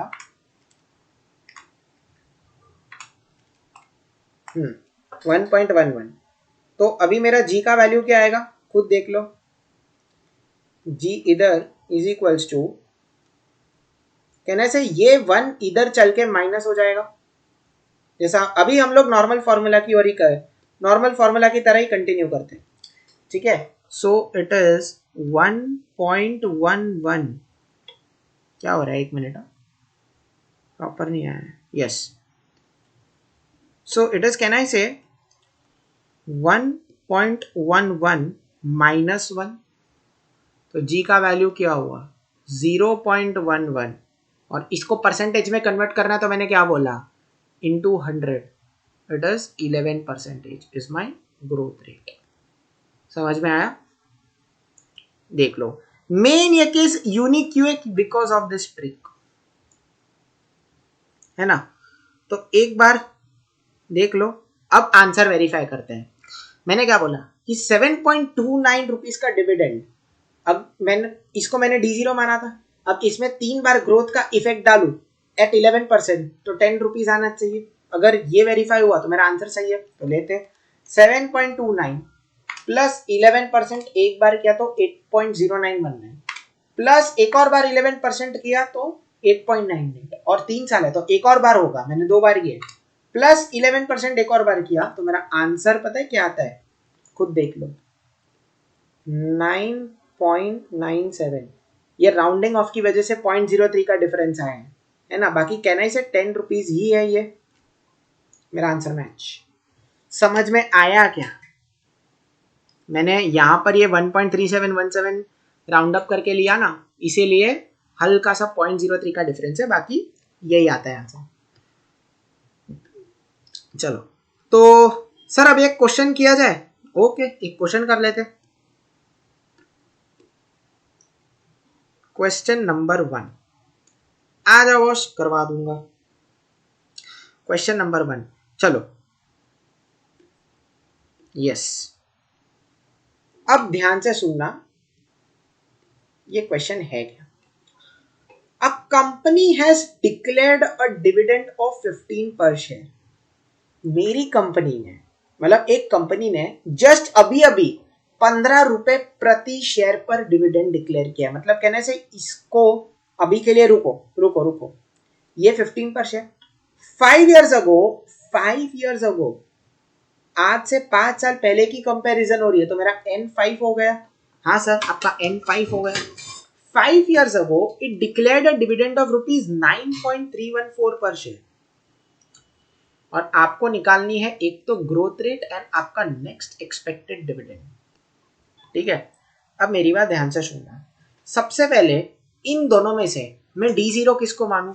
सर आपने बोला था दोनों में से जो सबसे पहले डिक्लेयर हुआ है वो, आज आज जो डिक्लेयर हुआ है वो 15, और आज से 5 साल के पहले 9.314, तो जो सबसे पहले डिक्लेयर हुआ था 9.314 उसको आप D0 मानोगे, एग्जैक्टली। तो यहाँ पर 9.314 को मैं मानूंगा D0, और मैं 5 साल को कंपेयर कर रहा हूं ना, तो D0 से 5 साल आगे D5 हो जाएगा मेरा 15। समझ में आया इतना? और NS5, तो अभी तो सिंपल सी बात है, मुझे सिर्फ लिखना है, मेरा आंसर अपने आप आ जाएगा। मेरा D0 is, how much is my D0? My D0 is 9.314 पर शेयर। मेरा D5 इज 15 पर शेयर, और मेरा जो N है इट इज 5 years।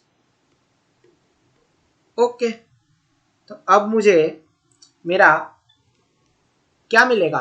ग्रोथ मिलेगा बॉस, और क्या मिलेगा? ग्रोथ चाहिए, तो वो कैसे निकलेगा? अब इस केस में मेरा फॉर्मूला क्या बनेगा, देखो D0 1 plus G raise to 5, क्योंकि मैं 5 साल का कंपेयर कर रहा हूँ, इज इक्वल्स टू डी मेरे इस पे डिपेंडेंट होता है, 5 साल के बाद के डिविडेंड के साथ कंपेयर कर रहा हूँ, इसके लिए 5 साल का होता है। तो मेरा D0 कितना है? 9.314, 1 प्लस जी रेस टू 5, 15, ठीक है। तो अब देखो बस कैसे आएगा ये, 1 plus G raise to 5 is equals to, can I say 15 divided by 9.314, yes sir, 15 divided by 9.314, तो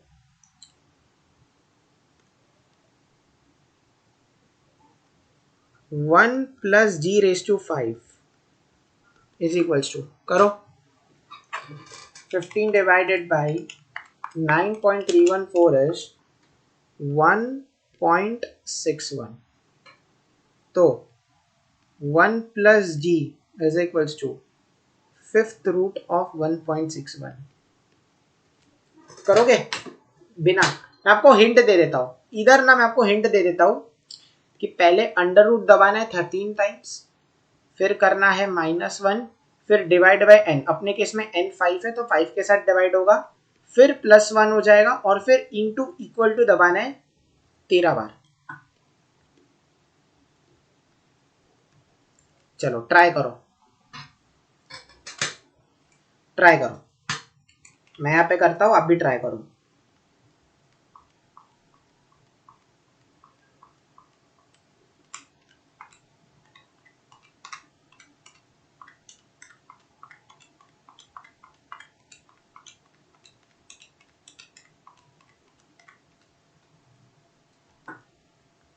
भाई मेरा तो आंसर निकल गया. सर आपका निकल गया, हमको करने दो. करो शांति से करो, कोई दिक्कत नहीं है बॉस.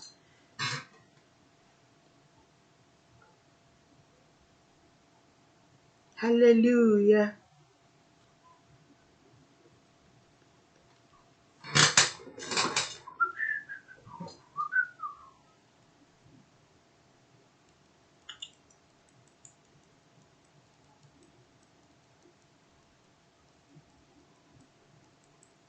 अरे तुम लोग का आंसर निकला क्या रे? हीरो लोग, हीरोइन लोग, आप लोगों का आंसर निकला क्या? सर आप हीरोइन लोग क्यों बोलते हो? अरे वरना कोई बोलेगे आप सिर्फ लड़कों को हीरो बोलते हो, लड़कियों को हीरोइन नहीं बुलाते हो. फेमिनिज्म जाग जाते हैं, इसलिए भाई दोनों की इक्वल रिस्पेक्ट, दोनों को हीरो हीरोइन दोनों. एनीवेज आंसर क्या आया देखो, अगर आपका आंसर 1.1 आया, अगर आपका आंसर 1.1 आया तो भाई मुझे आपसे कहना पड़ रहा है, मुझे आपसे कहना पड़ रहा है, मुझे आपसे कहना पड़ रहा है कि अगर आपका आंसर 1.1 आया तो ये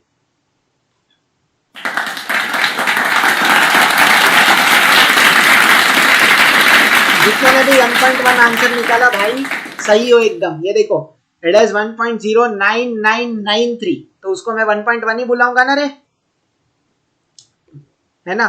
तो इसका आंसर 1.1 है. अगर नहीं आया कोई बात नहीं मेरे भाई, घर पे शांति से एक बार फिर से ये ट्रिक लगा के देखना, आ जाए. ठीक है, कॉन्फिडेंस लूज करने की कोई जरूरत नहीं है, इनिशियल स्टेज है, डे 1 है यार, कोई बात नहीं, होता है कभी भी कॉन्फिडेंस लूज हो ना भाई, चलेगा, कोई बात नहीं. ठीक है, तो 1 प्लस जी ये आ गया मेरा 1.1, तो अब तो जी क्या हो जाएगा 1.1 माइनस 1, तो जी का वैल्यू कहना है इसे, इट इज 0.1 इंटू 100, अगर परसेंटेज में लाना है इट इज 10%. सर वो हमारी बचपन की आदत, एक बार आंसर वेरीफाई करने की, कर लेते हैं. 9.314 अगर 5 साल तक ग्रो होगा तो 15 रुपए आना चाहिए, तो मैं लेता हूँ 9.314. अभी कैलकुलेटर पे ना 5 बार प्लस 10% करो, +10% +10% +10% +10% एंड +10%. देखो एग्जैक्ट 15 आता है ना, 15.00029014, मतलब अपना आंसर सही है. ठीक है, तो भाई मैंने ग्रोथ रेट तो निकाल दिया. अब नेक्स्ट एक्सपेक्टेड डिविडेंड, अभी समझो नेक्स्ट एक्सपेक्टेड डिविडेंड में ना ये D0 क्या है, D5 क्या है, कुछ करने की जरूरत नहीं है. नेक्स्ट एक्सपेक्टेड डिविडेंड में अपना देखो ये ना अपना केस 2 कवर किया, जो हमने एग्जाम में केस 2 डाला वो एग्जाम्पल में. अभी ये ना सिंपल केस 1 है कि भाई फाइनेंशियल ईयर 23-24 में 10 रुपया डिक्लेयर किया और अगले साल 24-25 में 11 रुपया डिक्लेयर किया, तो एक ही साल का गैप है, बस वही पूछ रहा है. 11 रुपया जैसे अपना नेक्स्ट एक्सपेक्टेड डिविडेंड था, वैसे ही यहाँ पे पूछ रहा है कि भैया नेक्स्ट एक्सपेक्टेड डिविडेंड कितना है. तो मैंने क्या बोला कि जो अभी हमने रिसेंटली डिक्लेयर किया वो recently declare dividend plus gap, तो मेरा नेक्स्ट एक्सपेक्टेड डिविडेंड, मेरा रिसेंटली डिक्लेयर डिविडेंड देखो कितना है, a company has declared a dividend of 15 पर शेयर, तो मेरे को इधर आओ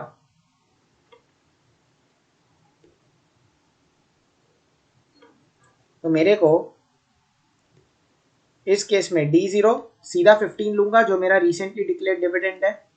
अच्छा, दिस इज पार्ट बी. हाँ बाय द वे, ग्रोथ मेरे को पता है कि इट इज 10%. तो मेरा नेक्स्ट एक्सपेक्टेड डिविडेंड इस केस में D1 बन जाएगा. वो कितना? तो D0 1 plus G is equals to D1. अब इसको और इसको कंफ्यूज मत करना. यहां पर जब हम एक से ज्यादा साल का गैप था तब हम D0 एस्टिमेट का अज्यूम करते थे कि भाई जो सबसे पहले डिक्लेयर हुआ है वो. बट यहां पर जब एक ही साल का गैप था तब तो सिंपल सा रिसेंटली डिक्लेयर्ड डिविडेंड जो हमने लिया था वही D0 बन जाएगा ना इस केस में. तो इसके साथ कंफ्यूज मत करना, ठीक है. घर पे दोनों एग्जांपल वापस एक बार रिवाइज करना. देखो इसलिए बोलता हूं, रिवाइज करोगे कंसेप्ट बिल्डअप होएगा. तो D0 यहां पर 15, ग्रोथ मुझे पता है इट इज 0.1. यहां पे 0 लेने का, 10% नहीं लेने का, इज इक्वल टू D1. तो सिंपल सी बात है, 15 into 1.1 is equal to D1. अब आप 15 प्लस 10% करो या 15 इंटू 1.1 करो, आंसर सेम ही आएगा. करके दिखाओ. 15 इंटू 1.1 करोगे 16.5 आता है, और 15 में एक साल का ग्रोथ ऐड करो 16.5. समझा? तो D1 इज इक्वल टू 16.5. तो मल्टीप्लाइंग बाय 1.1 और adding 10% it is one and the same thing. तो my next expected dividend is 16.5. I hope ये ग्रोथ वाला कंसेप्ट आपको समझा होगा. आ जाओ बॉस, आ जाओ. Now coming on to our next concept. हमारा दूसरा कंसेप्ट है ना, वो पता है क्या है? दैट इज, लिखेंगे मेरे साथ, concept 2, amortization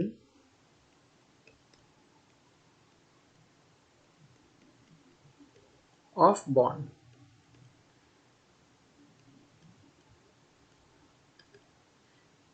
Okay, and let me tell you, let us keep this the last concept of the day.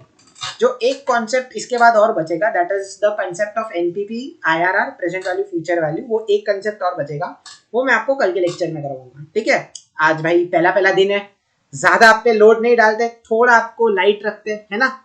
तो अमोर्टाइजेशन ऑफ बॉन्ड आखिरी कंसेप्ट है बॉस, ध्यान रख जाओ. ठीक है? एंड ये कंसेप्ट है ना, मतलब थोड़ा सा इंपॉर्टेंट है. मतलब इंपॉर्टेंट नहीं कहूंगा, बट एक बारी में ना समझ में नहीं आते लोगों को, है ना. वैसे तो इंस्टीट्यूट इस पे ज्यादा सवाल पूछता नहीं है, बट आपका ये पता होना बहुत जरूरी है. ठीक है? इसके लिए अमोर्टाइजेशन ऑफ बॉन्ड. और इस पे मैं आपको बोल दूं, आपके कॉस्ट ऑफ कैपिटल चैप्टर में, एंड जहां तक मेरा आइडिया है मोस्टली डिविडेंड डिसीजंस में क्वेश्चन है. ठीक है? तो जब वहां पे करवाऊंगा तब आपको आएगा. एक आध दो बार शायद इंस्टीट्यूट ने पूछ यार.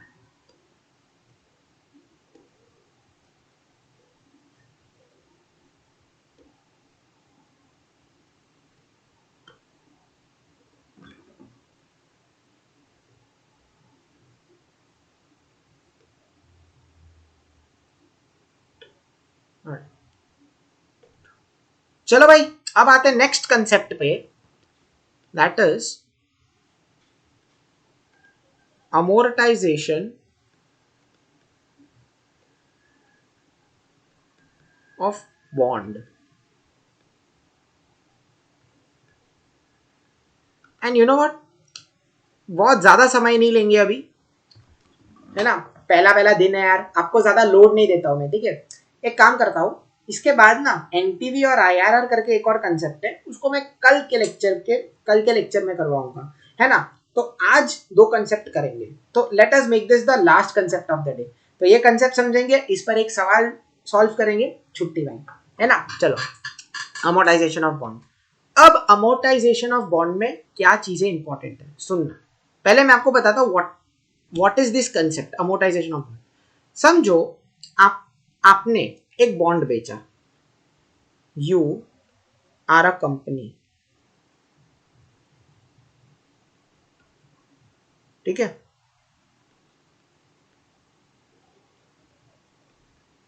विच हैज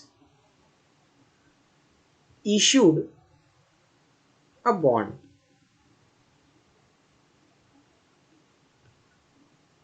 है ना, आप एक कंपनी हो जिसने एक बॉन्ड इश्यू किया है, तो इनिशियली क्या होगा, समझो बॉन्ड वॉज ऑफ रुपीज 100, चलो 1000 लेते हैं, 1000 रुपए का बॉन्ड था, ठीक है, एक कंपनी है जिसने बॉन्ड इश्यू किया, हाँ, और वो बॉन्ड कितने का था, 1000 रुपए का, यहाँ पे लिखो ऐसे कि the bond was of rupees 1000 and 200 rupees was paid, ये एग्जाम्पल है, लिख देता हूं, ये एग्जाम्पल के थ्रू कंसेप्ट समझेगा, and 200 rupees was paid each year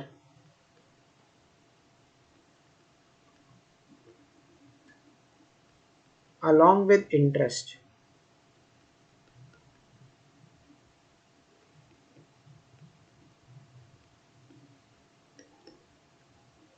at the rate 5%।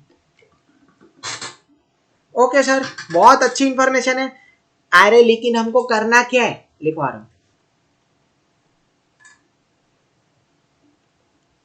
Calculate the amount repaid each year।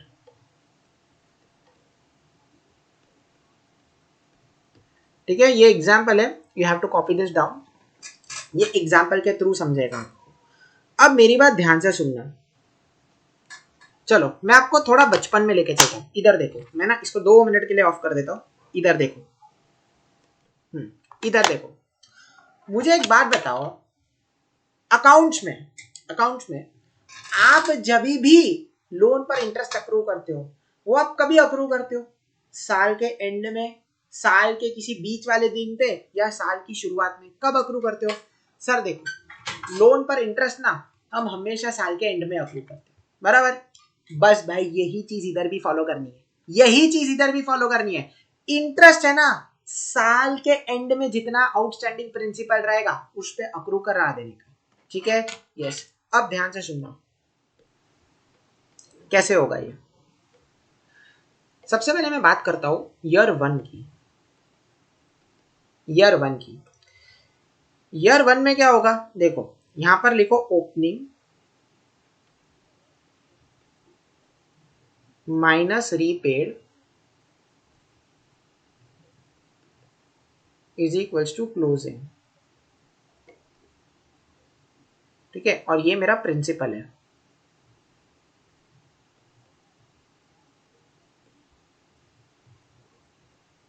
ये इतना मेरा प्रिंसिपल है,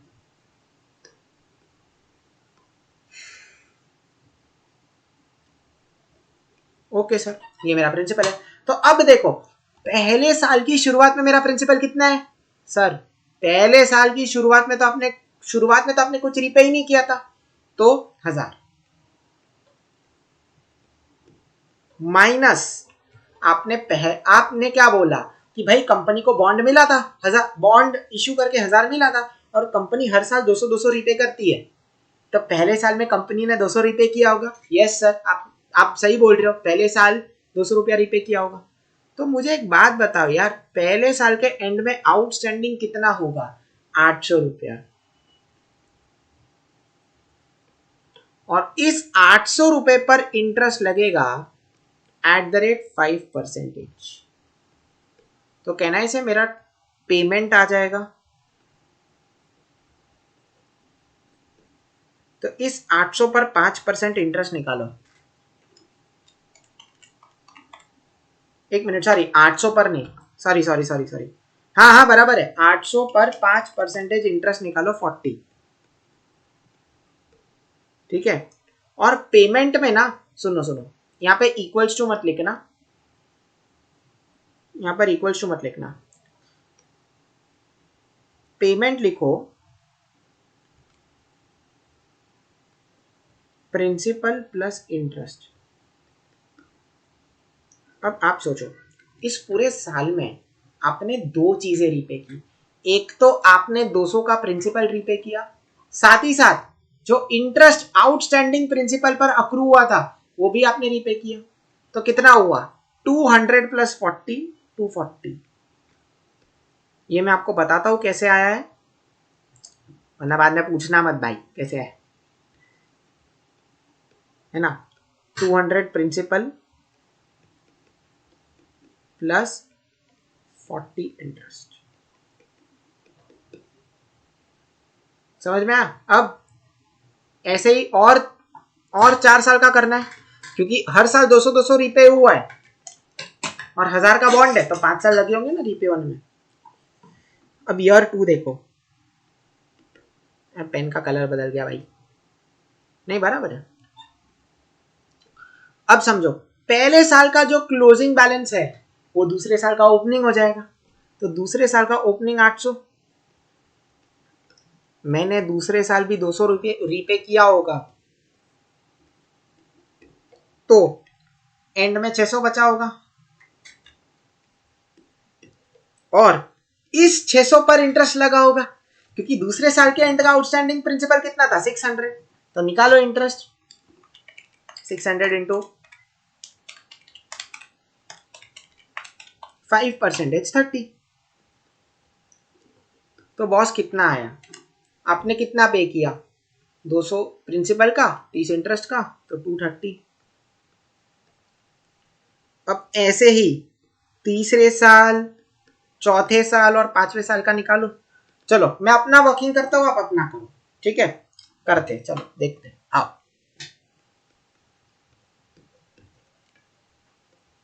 जैसे ओपनिंग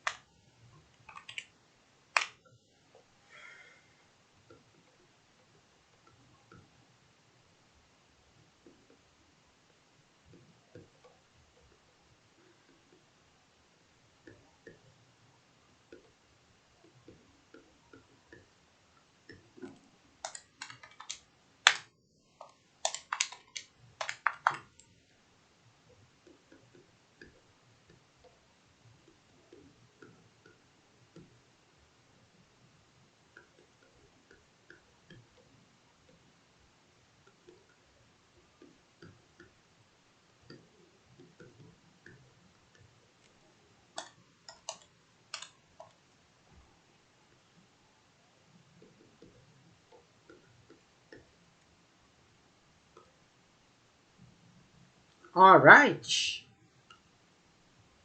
तो अब देखो कंसेप्ट इधर आखिरी साल में, आखिरी साल में आपका ओपनिंग प्रिंसिपल कितना था 200, आपने रीपे कितना किया, तो आखिरी साल के एंड में तो कुछ बचा ही नहीं है ना, तो इंटरेस्ट जीरो पे, इंटरेस्ट छोटा जीरो, तो सिर्फ आखिरी साल में प्रिंसिपल ही रीपे हुआ है 200 का। यस समझ में आया, this is the concept of amortisation. अच्छा इधर प्लस प्लस निकालना है, निकाल दो, ठीक है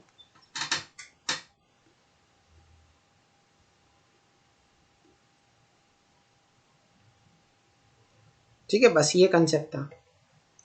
अब एक क्वेश्चन करते हैं, क्लास समाप्ति की घोषणा करते हैं।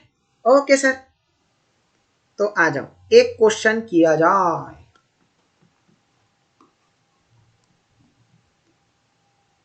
चलो सिंपल सी बात है, क्वेश्चन करते हैं।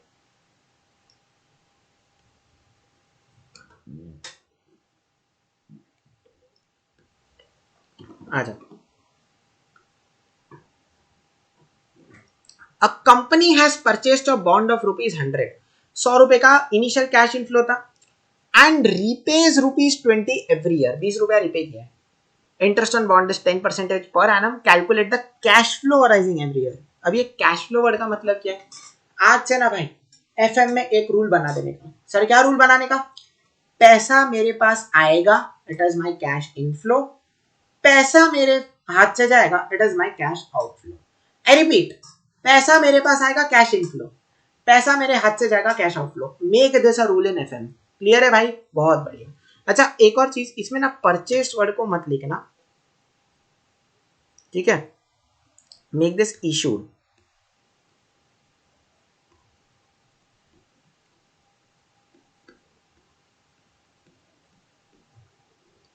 ठीक है, तो चलो सॉल्व करते हैं इस क्वेश्चन को। Question number 2।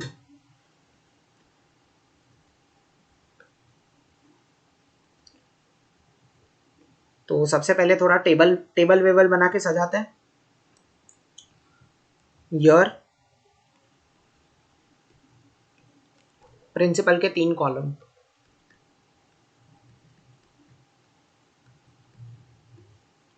एक तो मेरा ओपनिंग,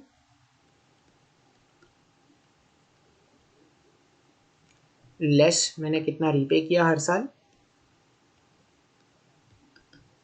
और मेरा क्लोजिंग।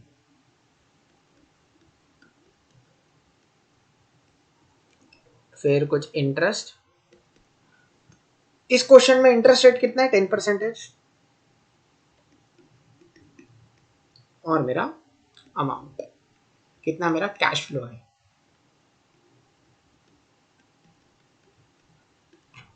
तो 5 साल का ड्यूरेशन है, तो लिखो year 1, year 2, year 3, year 4 and year 5। चलो सबसे पहले ओपनिंग 100 रुपया था,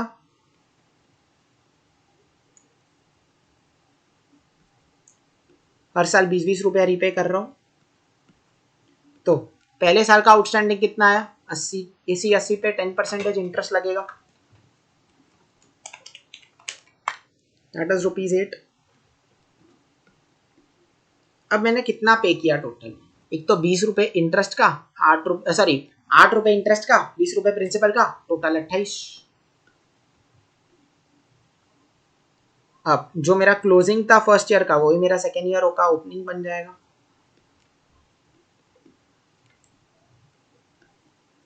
तो ये हर साल 20 रुपए रीपे, तो ये 60 पे इंटरेस्ट निकालो, तो 6 this is repaid, this is repaid 26।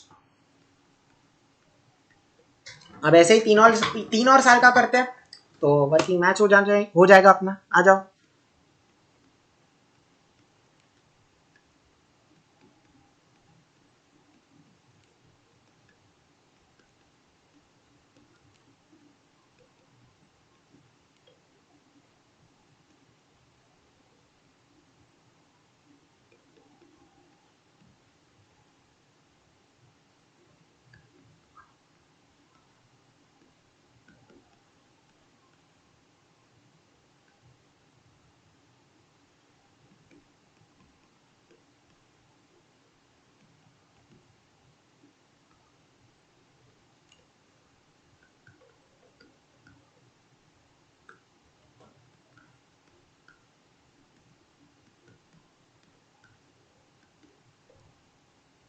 Last year में कंसेप्ट है, 20 रुपए ओपनिंग था, पूरा 20 रुपया रीपे हो गया, तो अभी जीरो पे कोई भी इंटरेस्ट नहीं लगेगा।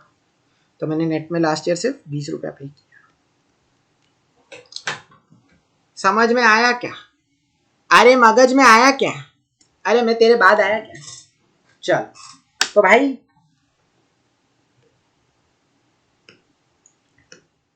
तो भाई आज की सभा इधर ही समाप्त करते हैं। ठीक है, एक कंसेप्ट बाकी है एनपीवी आईआरआर का, सॉरी एक कंसेप्ट बाकी है एनपीवी आईआरआर का, वो मैं तुमको मस्त पैकी कल करवा दूंगा।